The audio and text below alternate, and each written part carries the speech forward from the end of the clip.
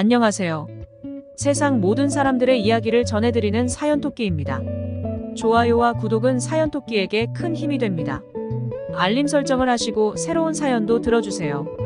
그러면 오늘의 사연 시작하겠습니다. 안녕하세요. 사연토끼님. 저는 중학교 딸 하나 키우는 워킹맘입니다. 4년 전에 딸 아빠와 이혼했어요. 남편은 이혼 전에 자영업을 했습니다. 결혼 전에는 남편이 시어머니 명의 상가에서 호프집을 운영했어요. 지금은 뭐하고 사는지는 모릅니다. 애 아빠가 아이랑 가끔 연락한다고 듣긴 했습니다. 하지만 이혼 후 아이가 만나는 걸 거부해서 따로 만나지는 않아요. 우리 딸이 지금 사춘기예요. 요즘은 제가 아빠와 헤어진 이유를 물어보곤 합니다. 아마 어른들 일이 궁금할 나이이니 그런 거겠죠.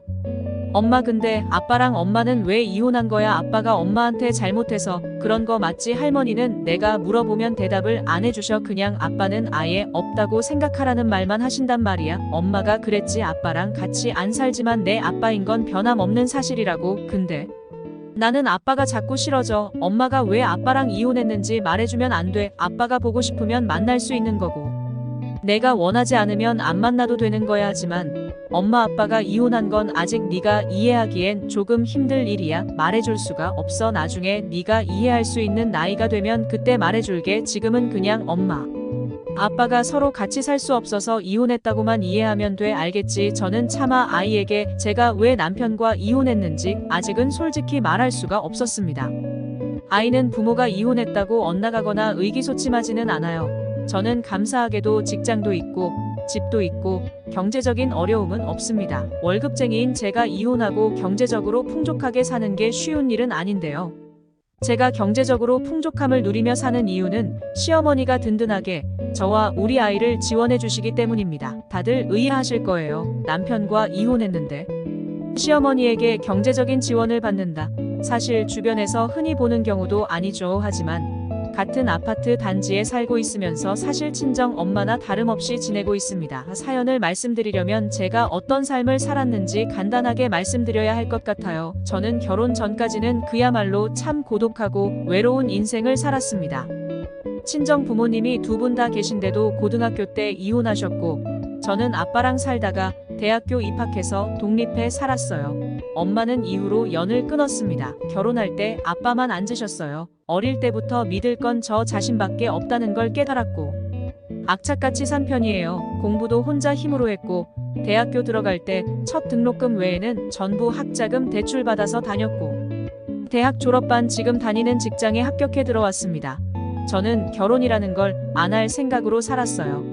제 가정 환경이나 조건이 남들과 다르기 때문에 가정을 꾸리는 건 생각도 안 했습니다. 저는 연애는 해도 결혼은 하지 않겠다는 생각이 강했고 결혼 얘기가 나오면 피하곤 했습니다. 하지만 남편이 저를 많이 좋아했어요. 제가 남자에게 안달내는 스타일도 아니고 말수도 적어서 남편이 저를 더 쫓아다니는 쪽이었으니까요. 이 얘기를 왜 하냐면요. 남편과의 연애와 결혼 과정이 참 우여곡절 많았지만 참 우습게도 시어머니는 저를 정말 따뜻하게 보듬어 주신 분입니다. 처음 만났을 때 저는 시댁에서 결혼 반대하면 남편 붙잡지 않고 결혼 포기하려고 맘먹고 있었습니다. 자포자기는 어릴 때부터 늘 익숙했던 거라 어려운 일도 아니었어요. 그런데 시어머니는 처음 만난 이후로 한 번도 저를 과시한 적이 없으셨던 분입니다. 오히려 저에게 이러셨습니다. 우리 아들놈 짝으로는 내가 아까워도 한참 아깝지. 성우시라고 검소하고 인물도 좋은데 우리 아들이 어디 가서 너 같은 착실한 마누라를 얻겠니? 나는 내가 결혼 안 한다고 할까봐 걱정이지 뭐니. 우리 아들을 내가 잘 알아서 하는 말이야. 철없고 한량 같은 면이 있어서 겨우겨우 사람 구실하게 만들어 놓았다마는 우리 아들이 처복은 있는지 어디서 너처럼 좋은 여자를 데려왔구나. 예쁘게 봐주셔서 감사합니다. 보니 제가 부족한 게 많지만 제 힘으로 할 수 있는 건 노력해 볼게요.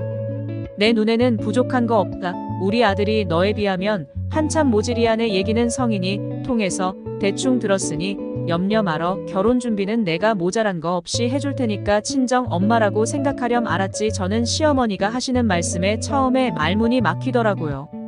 보통은 자기 아들이 잘난 줄 알기 마련인데 말입니다. 어머니는 저의 가정 환경이 눈에 안 찰 수 있었을 텐데도 그런 거 하나 묻지 않으시고 제가 이만큼 제 삶을 꾸려온 걸 대단하다 해주셨던 분입니다. 저는 부모에게 한 번도 듣지 못했던 위로를 받는 느낌이라 눈물이 나오는 걸 꾹 참았던 기억이 납니다. 시어머니는 사는 동네에서 오래 사셨고 딴 보상도 많이 받으신 유지세요. 시아버지는 일찍 돌아가셨고 아들 하나 음식 장사하시면서 뒷바라자 하셨는데요. 어머니 말씀으로는 돈을 처발라 키우셨다고 해요. 고등학교 때나 대학교 때나 하도 금전 문제나 여자 문제로 속을 썩인 적이 많아서 아예 결혼 안 시킬 생각도 하고 했다는 말을 하시더라고요. 게다가 남편은 어머니에게 그다지 효자는 아니었습니다. 다 부모에게 받고만 살아서 도움받는 걸 당연하게 알고 어머니에게 고마운 것도 잘 모르는 사람이었어요. 내가 처놈한테 드린 돈이 집 한 채 값이야. 학교도 어찌어찌 겨우 들여보내고 직장 좀 좋은데 참나 했는데 회사 생활을 못한다고 하니 어쩌겠니. 먹고는 살아야 하니까 가게 하나 내준 거다. 내가 성에 안 차겠지만 잘 달려가면서 살아야 될 거다. 다 큰 자식인데 미덥지가 않으니 원 그래도 너랑 결혼하고 나서는 내가 안심이 되는구나. 혹시 살다가 이놈이 사고치면 절대 혼자 해결하려고 하지 말고 엄마한테 꼭 말해야 한다. 내가 당부하는 거 꼭 명심해. 어머니도 참 그이가 무슨 사고뭉치라고 그러세요. 지금 장사도 열심히 하고 사고치는 거 없으니까 너무 걱정하지 마세요. 아이 참 엄마 누가 들으면 내가 무슨 망나니인 줄 알겠어요.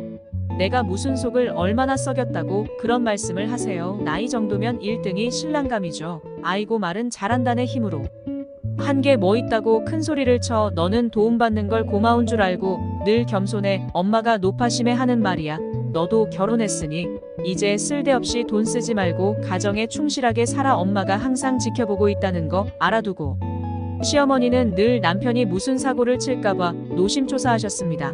돈 관리도 남편에게 맡기지 말고 저더라 하라는 분이었어요. 결혼 전이랑 결혼 초반에 남편이 저에게 크게 잘못한 건 없습니다. 다만 사람이 유혹에 약하고 돈 관리를 못하는 면이 있어서 그런 점만 제가 보완해주면 순탄하게 결혼 생활이 가능할 거라고 생각했습니다. 어쨌든 결혼은 어머니가 마련해주신 신혼집에 저는 혼수만 간소하게 해서 들어왔고 첫 아이 낳고 나서 어머니는 아이 명의 통장에 1,000만 원을 넣어주시기도 했습니다.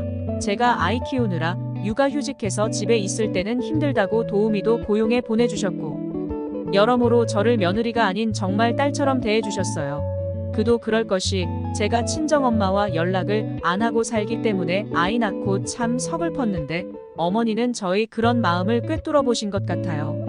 솔직히 말하면 아무리 잘해준다고 해도 시모는 시모임법이잖아요. 신혼 때는 어머니가 잘해주셔도 참 어렵기만 했습니다. 그런데 시간이 지나면서 어머니가 정말 친정엄마처럼 느껴져서 나중에는 제 입에서 엄마 소리가 먼저 나왔습니다. 하지만 살다 보니까요. 아마 다들 그러시겠지만 세상에 영원한 게 없듯 별 문제 없었던 부부 사이도 변하더라고요. 저는 아이 낳고 나서 남편과 사이가 좀 소원해진 경우입니다. 말하기 민망하지만 남편과 각방을 썼고 아이에게 올인하면서 남편을 예전처럼 챙겨주지 못했습니다. 하지만 제가 손이 4개도 아니고 남편도 챙김을 받는 것만 바랄 때는 지난 나이잖아요. 그럼에도 남편이 워낙 단순하고 아이 같은 면이 있어서 저한테 불평불만을 대놓고 말한 적도 많아요. 하지만 아이 키우는 사람이 얼마나 예민하고 힘든지 아실 겁니다. 저는 남편이 이기적이라고 생각했고 육아를 거의 도와주지 않는 점 때문에 불만이 늘어갔습니다. 하필 그때 남편이 밤에 장사하는 호프집으로 업종을 바꾸게 되면서 더욱 사이가 소원했습니다. 저는 원래 남편 가게 일은 거의 참견을 하지 않아요.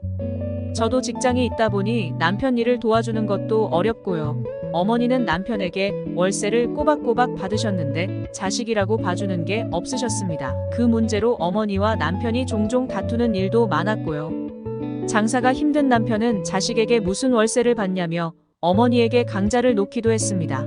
그런데 어느 날은 어머니가 저한테 이런 말씀을 하시더라고요. 어머니가 오셔서는 이런 말씀을 해주셨습니다. 나 수연 엄마 너네 남편 뭐하고 다니는지 똑똑히 관리해야겠다. 나 원 참 이놈이 계속 월세도 안 내고 전화를 안 받길래 가게에 잠깐 나가봤는데 내가 아주 못 볼 꼴을 보고 왔지 뭐니 수연 아빠가 월세를 밀렸어요. 아우 참 요즘 장사 때문에 힘들다는 말을 하긴 했어요. 근데 어머니 못 볼 꼴이라니요. 아이고, 내 아들이지만 며느리한테 이런 말하는 게 참 우습구나. 남자는 절대 밖에 마음대로 풀어주면 안 되는 동물이야. 특히 내 아들놈은 더 그래. 내가 어제 늦은 시간에 연락을 일부러 안 하고 그놈 가게에 갔거든. 근데 글쎄, 왜 나가시를 앞에 앉혀놓고 노닥거리고 있는 거야, 뭐 하고 있는 거냐 했더니만 깜짝 놀라면서 둘 다 일어났더구나. 알고 보니 아르바이트생이던데 무슨 죄를 짓기라도 한 것처럼 놀라길래 내가 한 소리 하고 왔어. 너도 내 남편 잘 지켜봐라. 일단 내가 주의 조선이 당분간은 조심하겠지. 아이고, 자식이 뭔지 결혼을 시켜놔도 근심이 끝이 없구나.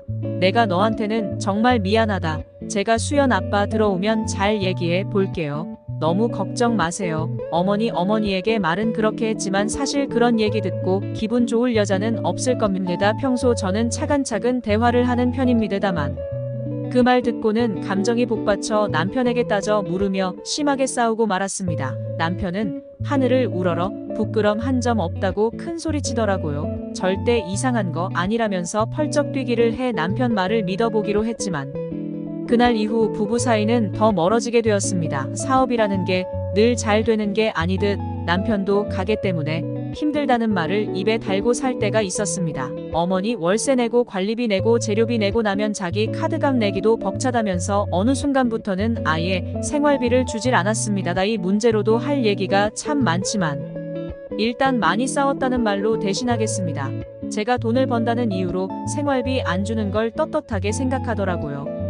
하지만 이상한 건 남편이 입으로는 힘들다 돈이 없다 하면서도 차를 바꾸고 옷을 한 달에 몇 번을 사입고 주말이면 뭔 약속이 그리도 많은지 골프며 낚시며 본인 취미 생활은 열심히 다녔다는 겁니다. 제가 가만히 있었던 이유는 단 하나. 아이 앞에서 싸우고 싶지 않았기 때문이었어요. 어릴 때부터 부모님 불화와 이혼을 지켜본 저는 제 아이에게 만큼은 부모의 싸움이라는 공포를 겪게 하고 싶지 않았습니다. 게다가 남편은 자기 사생활에 터치하는 걸 극도로 싫어했기 때문에 제가 건드리지 못하는 부분이 있었습니다. 솔직히 말하면요. 어머니가 아무리 제 편을 든다고 해도 남편이 어머니 아들이라는 사실은 저를 움츠러들게 했습니다. 어머니 도움을 많이 받는 상황에서 남편을 쥐잡듯이 할 수가 없었던 거죠. 그렇게 부부 사이가 악화일로를 걷고 있을 때 집안이 예상치 못한 우환이 생겼습니다. 여느 때와 마찬가지로 저는 아이 등교시키고 출근해서 일하고 있었고요. 남편은 가게에 늦게 나가니 아마 집에서 잠을 자고 있었을 겁니다. 점심시간이 지났을 무렵 모르는 번호로 전화가 왔는데 사람의 촉이라는 게 참 신기한 게요. 이상하게 그날따라 전화 진동이 너무 요란하고 무섭더라고요. 그런데 전화를 받았을 때 너무 놀라고 말았습니다. 전화를 한 사람은 119대원이라고 하더군요. 혹시 김성숙 씨 며느님 되시나요? 아드님이 전화를 안 받으셔서 급히 연락드렸습니다. 다름이 아니라 놀라지 말고 들으세요. 어머님이 교차로에서 신호 위반한 촬영 사고가 났어요. 차가 전복됐는데 어머님의 상태가 안 좋습니다. 아마 노인분이셔서 방어운전을 못하신 것 같네요. 일단 지금 병원 이송 중인데 얼른 오셔야겠어요. 네, 저희 어머님이요. 과속 절대로 안 하고 살살 운전하시는 분인데 사고라니요. 많이 안 좋으신가요? 제가 지금 당장 가겠습니다. 구급대원과 통화 후 저는 급하게 알려준 병원 응급실로 향했습니다. 가면서 저는 제발 큰 사고가 아니길 기도했어요. 그래도 설마 크게 다치진 않으셨겠지, 괜찮으시겠지 하면서요. 하지만 병원에서 본 어머니 상태는 제 기도와 달리 어머니의 상태는 많이 심각했습니다. 머리를 다친 건 물론 에어백이 터졌음에도 내상이 심해 당장 수술을 들어가야 한다길래 손을 벌벌 떨며 보호자동의 설명을 듣고 사인을 했어요. 급하게 남편에게 연락을 했는데 남편은 처음에 제가 거짓말을 하는 줄 알더라고요. 사고는 났지만 뭐 얼마나 큰 사고겠어 하고 생각했나 봅니다. 병원 응급실로 오랬더니만 슬리퍼 신고 주머니에 손 놓고 와서 저에게 한다는 말이 여보 어머니 어디다 주셨대? 지금 추레하고 계셔. 대체 어쩌다가 사고 나신 거야? 나 애 들어서는 운전 조심해야 한다니까. 참 당신 지금 그런 말이 나와. 지금 어머니 많이 안 좋으시대. 급하게 수술 들어가셨어. 대체 전환지가 언젠데 지금 회사에 오는 거야? 어머니 사고 나셨다는데. 아무리 작은 사고라도 아들이 이러면 되겠어. 아무리 이해를 하려고 해도 이해가 안 간다.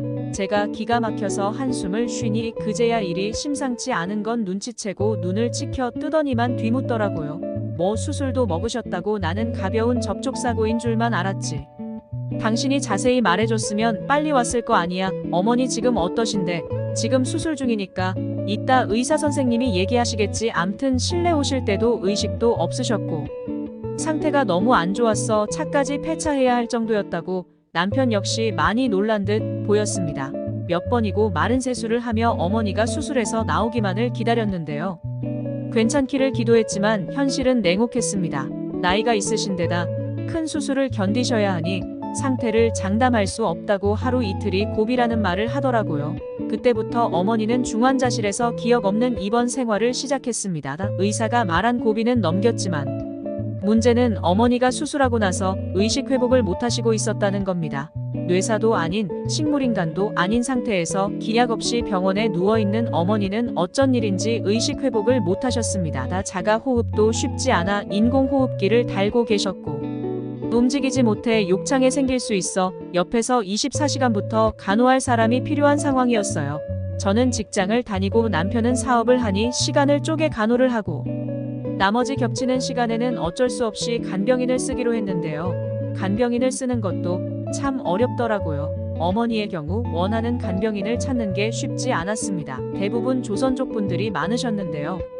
제가 편견을 가지고 있는 건 절대 아닙니다만 아무래도 남의 손에 어머니를 맡기는 게 너무 걱정이 되었습니다. 차라리 제가 가족병간 휴직을 하고 남편과 번갈아 어머니를 돌보는 게 나을 것 같았습니다. 위험한 고비는 넘겼다 하니 얼른 의식을 회복하시길 바라며 저는 어머니 사고 후 급하게 직장에 간병휴직을 하고 어머니를 돌보는데 집중하기로 했습니다. 살림 도와주시는 도우미 아주머니가 아이 먹을 거며 학원 등원을 챙겨주셔서 한결 수월했어요. 그런데 제가 급하게 간병휴직을 하고 어머니 돌보는 걸 본격적으로 시작하자 남편은 자기 엄마 간호를 저에게 떠넘기고 전보다 더 바쁜 신용을 하기 시작했습니다. 그러니 당연히 저와 자주 어머니 문제로 다투는 일이 잦았습니다. 당신은 왜 어머니한테 신경을 안 써? 내가 혼자 어머니 돌볼 일은 아니잖아. 오전에는 당신이 가게 나가기 전에 나랑 교대를 해줘야 나도 애 챙기고 생활을 할 거 아니야. 새벽까지 장사하는 사람이 아침에 병원에서 어머니 오줌똥을 어떻게 치우냐. 당신이 그러려고 휴직한 거잖아. 어머니도 곧 깨어나시겠지. 당신이 애 좀 써줘. 병원비도 많이 나올 텐데. 나는 또 장사에 집중해야 해. 장사도 장사지만 저러다가 어머니 갑자기 안 좋아지실 수도 있는 거야. 나중에 후회하지 말고 정신 차려. 내 엄마도 아니고 당신 엄마잖아. 어머니 간호한 게 싫어서 이런 말하는 게 아니야. 당신도 나중에 후회하지 말고 어머니 신경 좀 쓰라는 거지. 우리 엄마가 당신한테 어쨌는지 생각하면 당신이 잘해야지. 나는 알아서 할 테니까 당신이 당분간 수고 좀 해줘. 어머니가 병원에 누워 계신 지 보름이 넘어가는데도 어머니는 호흡기를 달고 계셨고 가래를 빼주거나 혹시 호흡이 어려워질까 저는 자리를 비울 수가 없었습니다. 중환자실에서 나오니 간병하는 제가 일이 더 많아지더라고요. 욕창 때문에 자세도 계속 바꿔야 했고 대사변도 받아야 했고요. 간병인을 같이 쓰긴 해도 힘든 건 어쩔 수 없었습니다. 남편은 하루 한 번은커녕 며칠에 한 번 와서는 자기 엄마 얼굴만 들여도 보고 가는 게 다였습니다. 그러다가 어느 날 한 번은 어머니 도장 들고 와서 저한테 물어보는 겁니다. 여보, 어머니 지금 당신이 가지고 있어. 아무리 찾아도 어머니 신분증이 어디 갔는지 모르겠네. 인감 때리면 신분증이 있어야 되는데 인간이 인간 얘기는 갑자기 왜 하는가 싶으면서 가슴이 철렁하더라고요. 어머니 정신 차리시면 직접 물어봐. 난 몰라. 근데 당신이 어머니 도장이랑 인감이 왜 필요한 건데? 설마 당신 남몰래 뭐 쓸데없는 짓 하는 거 아니지? 의사 표현 못 하시는 분 인감은 절대로 데리러 못 되는 거 알아둬라. 어머니 도장일이네. 나중에 어머니 깨어나시면 내가 말씀드릴게. 남편은 그렇게 대답하더니만 다급하게 도장을 가지고 돌아갔습니다. 저는 어머니 가방을 보관하고 있었지만 남편에게 말하지는 않았어요. 그때부터 불길하긴 했어요. 불안했던 저는 남편의 일거수일투족을 전부 감시는 못해도 무슨 짓을 하고 다니는 건지 주의 깊게 관심을 기울이게 되었습니다. 사고가 터진 건 그 미심쩍은 사건 이후 얼마 지나지 않은 때였습니다. 어머니는 한 달이 다 되도록 혼수 상태셨고 저도 계속되는 병원 생활로 점점 지쳐가고 있었습니다. 그나마 2, 3일에 오던 남편은 전화만 할 뿐 매번 사업장 만날 사람이 있다는 둥 병원에 오지 못하는 핑계만 대더군요. 그쯤 되니 남편에 대해 그냥 포기하게 되더라고요. 어머니의 상태도 기약이 없었습니다. 수술한 몸은 회복은 돼가고 있는 게 분명한데 왜 의식을 못 찾는 건지 하루하루 피가 마르는 날이 계속되고 있었습니다. 남편은 어머니 간호는 뒷전이었고 저도 싸우기 싫어 아예 포기한 상태였어요. 그런데 한 번은 당연히 안 올 줄 알았던 남편이 주말에 느닷없이 저에게 이러더군요. 당신 이번 주말은 집에서 수연이랑 푹 쉬어. 내가 하루 정도 가게 접고 와서 어머니랑 있을게. 아르바이트생한테 마감 맡기고 오늘 저녁에 갈게. 당신은 집에 가서 눈 좀 붙여. 당신이 어쩐 일이야. 주말에는 당연히 바쁠 줄 알았는데. 알았어. 마침 잘 됐다. 수연이 숙제도 좀 봐주고 나도 오래간만에 목욕탕 좀 다녀올까봐. 그래. 그동안 당신이 애 많이 썼다는 거 알아. 내가 너무 무심했지 뭐야. 이제는 내가 신경 쓰도록 노력할게. 무슨 바람이 들었는지 몰라도 어쨌든 좋은 쪽으로 남편이 바뀌는구나 싶어서 저는 그날 오래간만에 설레는 마음으로 남편이 병원에 오길 기다리고 있었습니다. 그런데 이상하게 그날 병원에 온 남편은 어쩐 일인지 초조해 보이고 불안해 보이는 모습이었습니다. 당신 유저 가봐. 내가 어머니 옆에 있을 때 내가 뭐 해야 할 거 있으면 얘기해줘. 가래 뽑아드리고 대접하면 확인하면 되는 거지. 내가 간단히 몸은 닦아드렸어. 석션은 신경 써서 해드려야 해. 여보, 나 정말 당신 믿고 가봐도 되는 거지. 그럼 나만 믿어. 우리 엄마인데 내가 하루를 못하겠어. 당신 얼른 가봐. 남편은 어쩐지 저를 빨리 내보내려는 듯 보였습니다. 남편이 미덥지 않았지만 저는 남편에게 등을 떠밀리다시피 일단 병실을 나왔어요. 그런데 어쩐지 발걸음이 안 떨어지더라고요. 몇 번을 뒤돌아보다가 일단 주차장으로 내려와 시동을 걸고 30분 거리의 집으로 출발했습니다. 그런데 가는 중간에 아이가 좋아하는 간식을 좀 사가려고 잠시 마트에 들렀을 때 깜빡하고 병원에 지갑을 놔두고 온 게 생각이 나는 거예요. 저는 황급히 차를 돌려 다시 병원으로 향했습니다. 굳이 남편에게 전화도 하지 않았어요. 저는 급하게 어머니가 계신 병실로 향했고 늦은 시간이라 병원 복도를 조심히 걸어 어머니 병실로 가서 소리를 내지 않도록 조심하며 문을 살짝 열었을 때였습니다. 그런데요. 제가 문을 열고 들어갔을 때 저는 제 눈으로 보고도 못 믿을 광경을 목격하고 말았습니다. 남편은 제가 병실에 들어섰는 줄도 모르고 저를 등진 채 어머니 쪽으로 고개를 숙인 채 뭔가를 하고 있었습니다. 제가 처음에 남편이 석션을 하고 있는 줄 알았어요. 왜냐면 제대로 못하고 있는 건지 어머니가 의식이 없는 상태에서도 발을 꼼지락거리며 불편해하고 계셨기 때문입니다. 그래서 얼른 침대에 다가가려고 했는데요.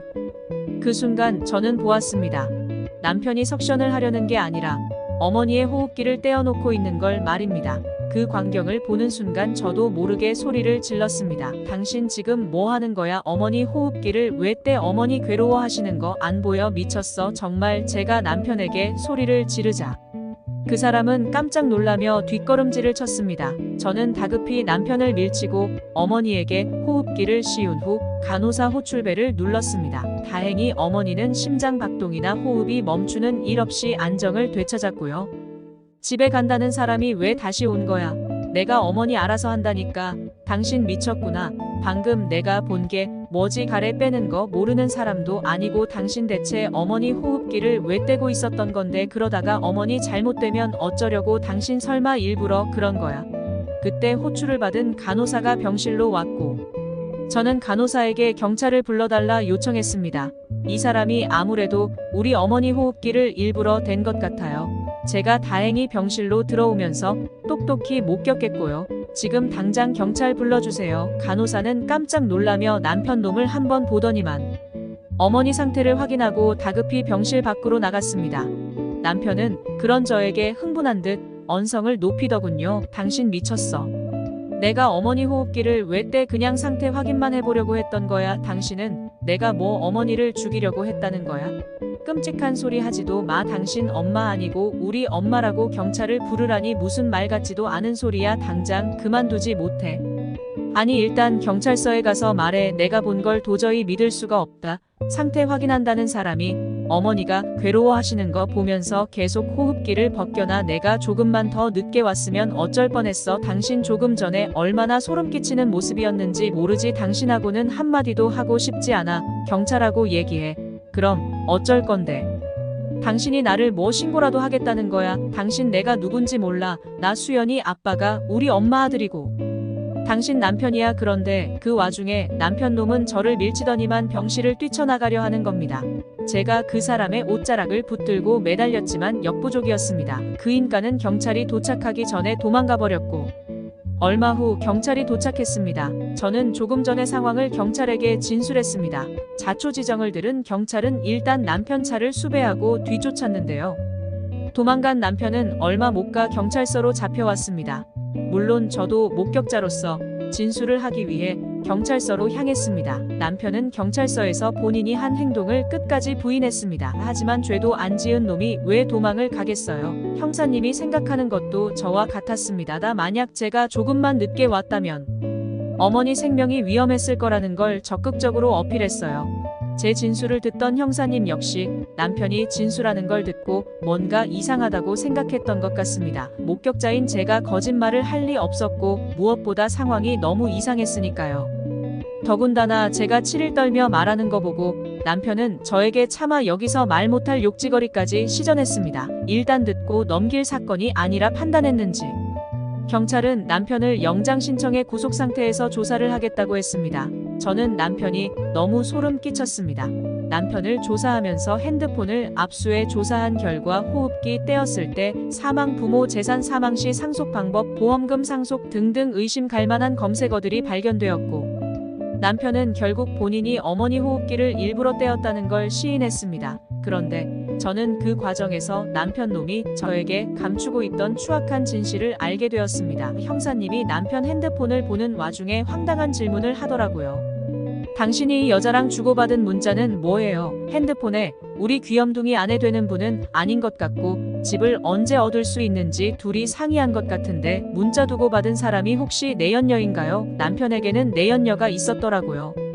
저는 정말로 몰랐습니다. 심지어 남편은 내연녀와 함께 제2의 삶을 준비하고 있었다는 것도 저는 그때 형사님이 남편 핸드폰을 조사하는 걸 보고 나서야 알았어요. 귀를 의심했지만 남편 놈은 자포자기한 듯 말을 이어나갔습니다. 자기 혼자 생각으로 그런 일을 저지른 게 아니라고 말하고 싶었나 봅니다. 네, 제가 만나는 애인입니다. 사실은 돈이 필요해서요. 가게도 힘들고 빚은 늘어가는데 집사람이나 어머니는 그 상황을 모르니까요. 근데 만나는 계집애는 내 사정도 모르고 계속 퇴근을 하잖아요. 집 얻어달라 생활비 달라고 하는데 순간적으로 이성을 잃었습니다. 정말 죄송합니다. 집사람이 아무리 간호를 해도 어머니가 안 깨어나시는 건 가망이 없는 것 같아서요. 얼른 돌아가시면 차라리 유산을 빨리 받지 않을 거라고 생각해서 그만 제가 잠시 눈이 뒤집혔나 봐요. 제가 잘못했습니다. 제발 한 번만 봐주세요. 어쨌든 엄마가 돌아가시진 않았잖습니까? 형사님은 어이가 없다는 표정으로 말문이 막혀 했고 저 역시 놀라게는 마찬가지였습니다. 당신 정말 대단하다. 그럼 그동안 가족이라 소홀했던 게 가게 일 때문이 아니라 바람 피우고 있어서요. 언니 대체 그년이 누구야? 설마 어머니가 봤다는 그 아르바이트생이니? 남편은 제가 소리 지르자 대꾸가 없더군요.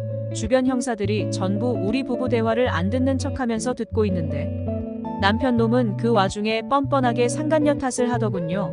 어쨌든 남편이 스스로 자수했으니 범죄는 명백했습니다. 저는 놀란 가슴 진정시키고 돌아와 그 다음 날부터 당장 이혼 소송을 준비했어요. 힘든 나날이었습니다. 남편은 구속되어 재판에 회부되었고 저는 저대로 어머니 간호에 아이 육아에 몸도 힘들고 마음도 힘든 날들이 계속 이어졌으니까요. 그런데 계속 불행만 있었던 것은 아닙니다. 남편이 구속되고 나서 일주일이 채 안 되었을 무렵에 귀족적으로 어머니가 의식을 되찾으셨습니다. 어머니는 깨어나서 저를 보시더니 말없이 우시기만 했어요. 저는 차마 그동안 무슨 일이 있었는지 어머니에게 당장 털어놓을 수가 없었습니다. 수연함이 나 때문에 고생 많았지. 사고 난 이후 기억이 아예 없구나. 근데 이놈은 제 엄마가 깨어났는데 왜 아버지도 안 와? 썩을 놈 같으니. 어머니 일단 몸 회복이 우선이죠. 당분간 병원에서 회복하는 것만 신경 쓰세요. 그 사람 지금 못 오는 사정이 있어요. 제가 나중에 말씀드릴 테니까 지금 당장은 어머니 몸만 생각하자고요. 어머니는 무슨 일이 있었나 의아해 하셨지만 더 이상 캐묻지는 않으셨습니다. 의식이 돌아오고 나서 어머니의 회복은 빨랐습니다. 그동안 제가 간호를 잘해서 욕창 하나 없이 깨끗하다며 의료진들이 얼마나 칭찬을 했는지 몰라요. 어머니는 그때마다 며느린 제 자랑을 부끄러울 정도로 하셨습니다. 하지만 남편의 일을 언제까지고 감출 수는 없었어요. 저는 퇴원을 앞두고 남편의 일을 털어놓을 수밖에 없었습니다. 남편이 어머니 호흡기를 떼는 거 본 일과 경찰에 신고하자 도망친 일어머니의 우려대로 남편이 내연녀가 있었다는 것과 어머니 유산 상속을 몰래 알아보고 다니며 인감까지 발급하려 했던 일들을 전부 얘기했습니다. 어머니는 그간의 일을 들으면서 놀라실 만도 한데 생각보다 냉정하고 침착해 보이셨습니다. 수연 엄마, 내가 그동안 마음고생이 많았겠구나. 너한테는 고맙다는 말밖에 할 말이 없구나. 그놈이 잘못한 거 죗값은 치러야지. 감히 엄마한테 그런 짓을 해. 내 자식이지만 절대 용서 안 해줄 생각이다. 어머니 말씀은 그렇게 하셔도 속상하시잖아요. 그리고 실은 저 이혼 준비하고 있어요. 어머니께는 너무 죄송한 일이지만 도저히 바람까지 피운 사람이랑은 살 자신이 없어요. 어머니한테 그런 짓 한 거 용서도 안 되고요. 속상해도 내 업보인데 어쩌겠니. 나도 너 이혼한다는 거 말릴 생각 없어. 이혼해라. 내 아들이지만 같이 살라는 말 못하겠구나. 우리 수연이 키우는 건 걱정하지 마라. 나는 나중에 죽을 때 전부 너랑 내 손녀 앞으로 내 재산 주고 가려니까. 그런 그놈은 앞으로 어찌 되는 거니. 재판받겠죠. 1단 1심에서 선거 나오는 거 봐야 하고요. 저 이혼 소송이랑 상간녀 소송은 그대로 진행할게요. 어머니, 내가 몸만 성했으면 그 썩을 연을 당장 튀어 떠도를 건데 내가 봤던 게 역시 틀리지 않았구나. 그놈이 한참 전부터 그년이랑 바람을 피우고 있었던 거였어. 그때 그 연놈들을 갈아놨어야 하는데 내 잘못이다. 너한테 짐을 지운 내 잘못이야. 어쨌든 너한테는 미안하고 고맙다. 그 후 어머니는 건강을 어느 정도 회복하시고 집으로 돌아오셨습니다. 당장은 거동이나 음식 해먹는 게 어려워 우리 집에서 지내기로 하셨는데요. 몇 개월이 시간이 흐르는 동안 남편 가게도 정리했고 남편과 불륜을 저지를 그 아이를 직접 만나 경고해줬습니다. 28살이나 먹은 성인이 생각 없이 남의 가정을 파탄내고 남편을 꼬독여 이혼 종용한 거 절대 그냥 넘어가지 않겠다고 했어요. 이혼 소송과 함께 상간녀 소송도 같이 진행했고요.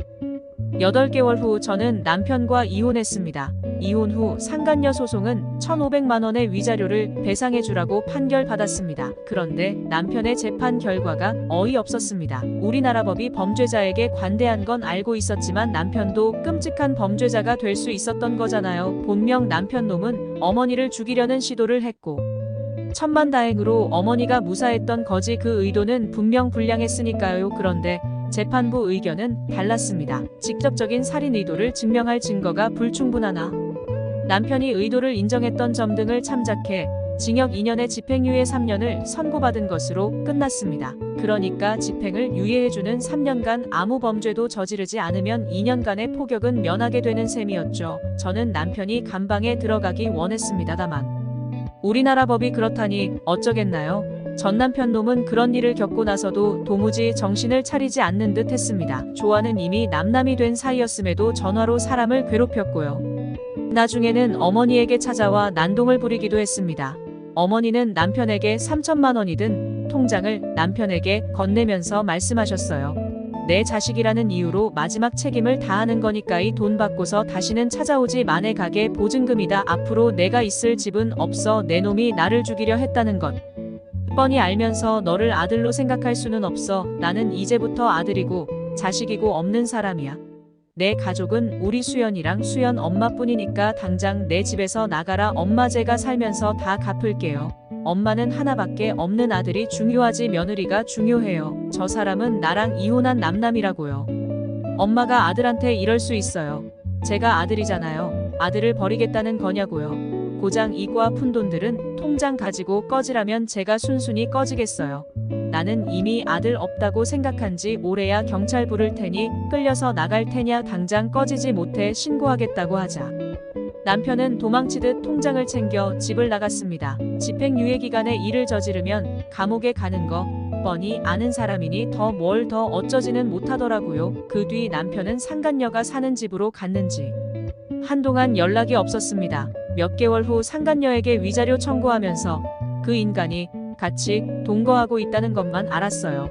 그 뒤 4년이 지난 지금 그 인간은 일절 연락이 없습니다. 간혹 아이를 통해 아빠 소식을 듣고 있긴 합니다만 양육비를 최근에 안 보내고 있는 거 보니 생활이 녹록지만은 않은 걸로 짐작만 할 뿐이에요.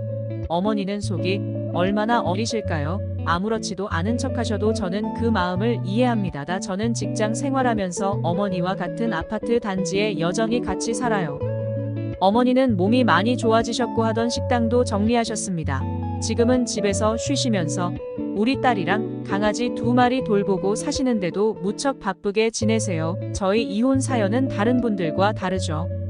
아마 놀라신 분들도 있으실 겁니다. 자식이 과연 그런 짓을 할 수 있을까 생각하시겠죠. 하지만 그럴 수도 있는 게 사람이더라고요. 돈 때문에 부모 자식 간 도리를 저버리는 세상이 참 무섭네요. 그걸 제가 겪었다는 것도 끔찍할 따름입니다. 시간이 지나며 어머니와 저의 상처가 희미해지기만을 바랄 뿐이죠. 저는 이혼했지만 재혼하거나 누굴 만날 생각은 전혀 없기 때문에 앞으로는 우리 어머니와 아이와 서로 의지하며 살 생각입니다.